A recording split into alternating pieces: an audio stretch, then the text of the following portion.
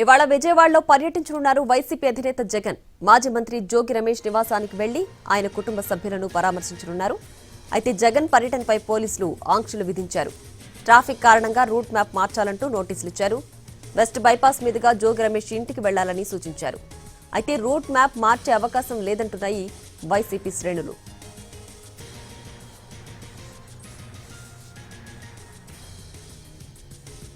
ఇటీవల దాడికి గురైన మాజీ మంత్రి జోగి రమేష్ నివాసంలో ఆయన కుటుంబ సభ్యులను పరామర్శించనున్నారు జగన్. ఆ తర్వాత మధ్యాహ్నం తిరిగి తాడేపల్లి నివాసానికి చేరుకుంటారు. పోలీసుల ఆంక్షల నేపథ్యంలో జగన్ ఏ రూట్లో వెళతారనే దానిపై చర్చ జరుగుతోంది.